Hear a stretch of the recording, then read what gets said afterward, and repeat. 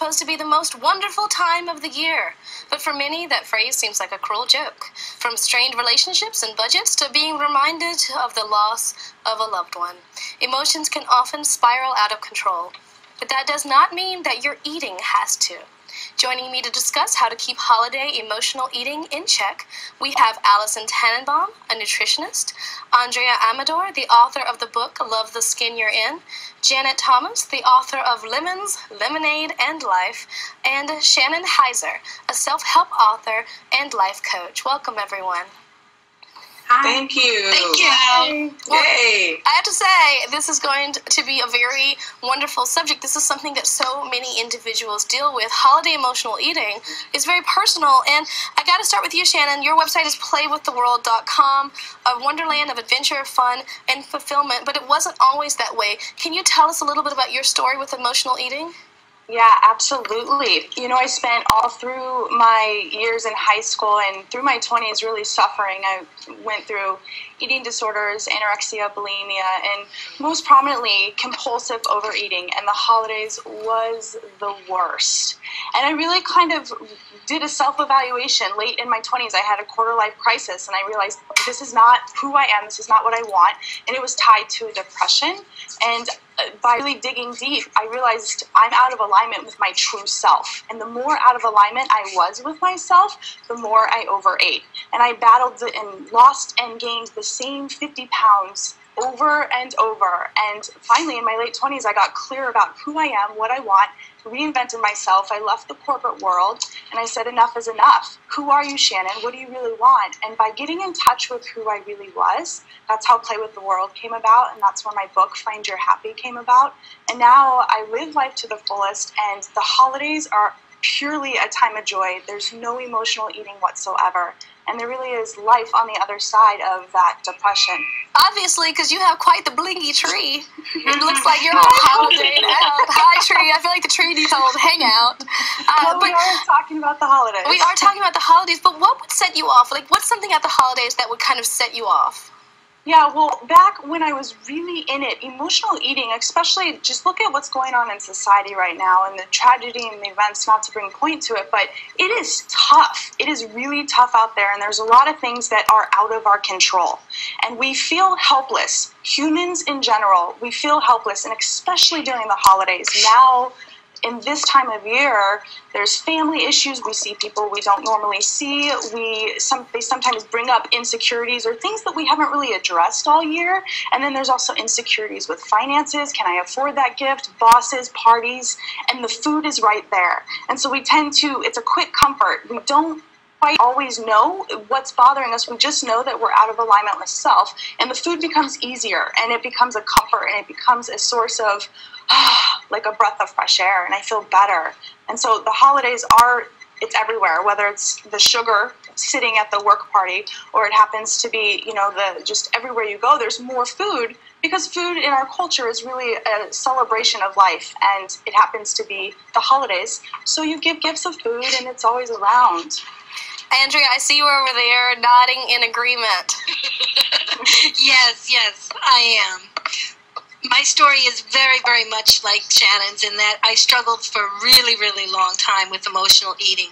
My thing really was that I couldn't stand my thighs. I hated my thighs. I hated my body. I come from a background of being sexually abused as a child, so there are tons of triggers and reasons to feel inferior, frightened, insecure. It could come at any moment. So it has been an up-down struggle in terms of dieting and trying to lose weight for so long. And at the point when I finally did, soon after, I became pregnant with my daughter, and the weight just zoomed back up.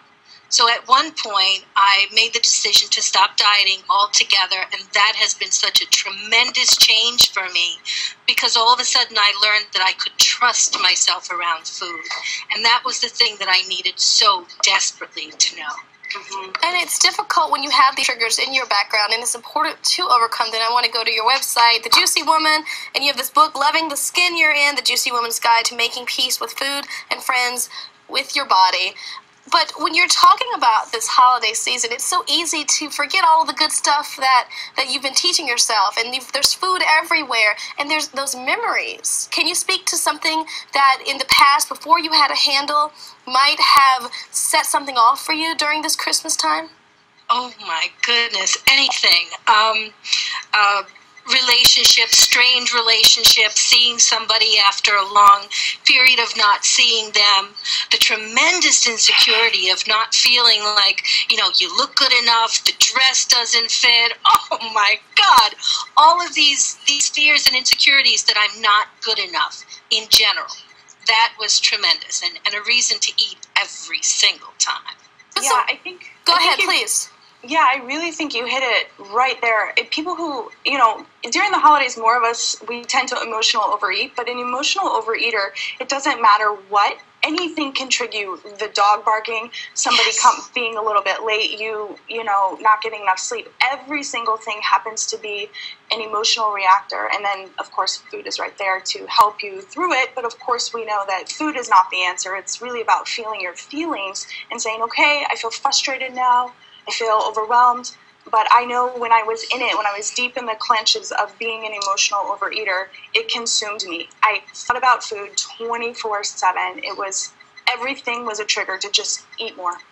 Well, it's very interesting. You all bring up the fact that you have certain triggers that trigger this emotional eating, and one of the main points to bring up is that once you identify what these triggers are, you can then work from there. So you have to really start to get in touch with your emotions and your feelings, and perhaps keep a journal of what you're feeling, what your emotional level is at the moment, and what you're eating, and help you to see patterns and perhaps identify what those triggers are, because you can't really do anything until you first identify those triggers. Absolutely. Yes. Well, speaking... Unfortunately, it's true. And I think it's one of the things that is so important. All of you are coming from the perspective of understanding that it's not as easy. It's just that, if you're not comfortable with your body, don't eat that. It's way more emotional. And Janet, you're so candid here. We have your book here, Lemons, Lemonade, and Life. And you say when the tough gets going, make some lemonade, but you've had some tough goings. Yes, indeed so.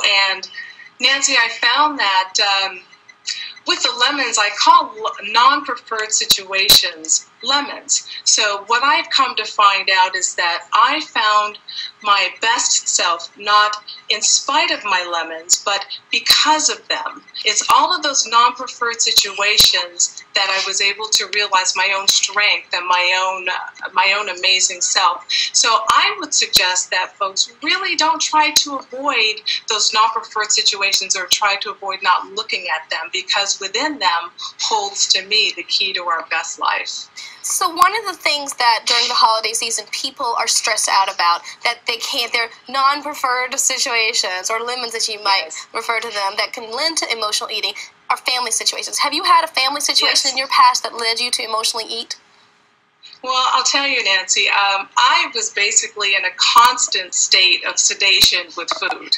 So there wasn't really anything that would naturally trigger it, because I just was sedated pretty much all the time. I mean, I've had a lifelong love affair with food, and we finally broke up about 10 years ago. So there wasn't really anything specific. I just constantly overate all the time. Yeah, I know for me specifically, family was a main thing, because a lot of what I found through my recovery process was going back to when I was 9 years old, and my parents were both, we moved a lot, they worked a lot, and a lot of my issues with eating were things that happened when I was younger, in the sense of I wasn't willing to look at them then. I felt abandoned because my parents were working. They were trying to make a living for us, but they weren't there. So as I grew up, I would eat and they would make comments, and I think family is one of the main focuses for a lot of people, and that's why stress eating happens the most during the holiday season. There's no coincidence that the depression rates skyrocket this time of year. They go hand in hand, and so again, we look at, I think a really good tip is to not take it personal. once I was able to recognize that when my dad would make a comment about thunder thighs or should you really be eating that extra cookie, whatever it wasn't about me. It's about them and their process, whatever they're going through. So if somebody makes a comment and you feel defensive or you feel it makes you tend to want to overeat, maybe take a step back and tend to ask, well, what is this bringing up for me? And again, that goes back to what Allison was saying about understanding your triggers and recognizing, really being present with why they are happening for you. Exactly. And in a situation like that, you have to really do a lot of positive self-talking and just exactly what you said. Say, this is not about me, this is about somebody else, and you really can benefit by removing yourself from the situation at the moment. And saying goodbye, leave the room, and on to the next. I absolutely agree with that. And one other thing that I would say as well is I was able to really handle my emotional eating friend. Food used to be my very, very best friend when I was not willing to be my own best friend. So when I did that, I started replacing the food.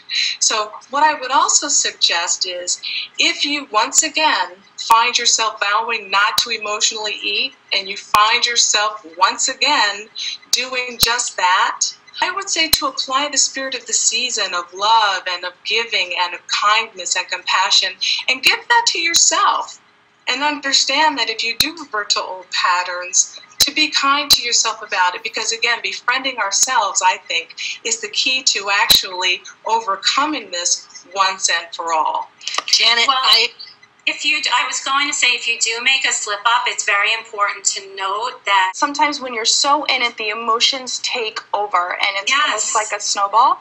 And so sometimes really getting to, instead of you can definitely put yourself on a scale, but what I found really helped me in the spirit of compassion is saying, did my aunt, uncle, mom really mean it that way? And most often it's always coming from a place of love, but the way it's delivered, obviously, your mom loves you, Nancy, but at the same time it hurts because it's like, wow, my mom, she would be like, you're kind of chubby this season, 8 years ago, and it's like, ouch. But then I realized she was trying to help, she was trying to be honest, and I put myself in their shoes, and when you put compassion to it, as we talked about, and when you say, well, what did they really mean, and kind of put yourself in their shoes, it takes away the emotion, and all of a sudden you're not reacting, you're observing, and it becomes less a snowball effect. Absolutely. Allison, Andrea, I want you to jump in here. I haven't heard from you in a little bit, and I know that you've got a lot to share.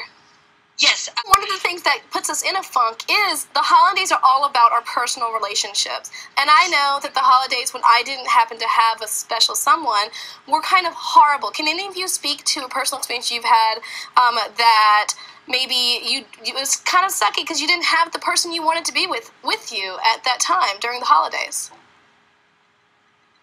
I think that's a really good observation and a question. I have a similar, opposite actually. I spent the holidays with someone who I knew was wrong for me. And in that relationship, I ended up gaining 40 pounds. And so when we're out of our alignment with ourselves anytime, especially during the holidays, I think it's going to manifest into weight gain. It's going to manifest until we really get to the bottom of back to self-love, when I really tapped into being in love with myself and being your own best friend. No longer was food an obsession. And back to what we were just talking about, I think going into situations, a tip that can help people is to really, one thing that helped me is we have trigger foods. We're talking about trigger emotional experiences, but there's foods. Everyone knows, for you it might be stuffing, or for someone listening it might be sugar. And this is something where when you eat it, instantly it's all done. It's downhill. It sets something off in the brain and you're just going to keep eating. For me, it was sugar, a cookie, cake.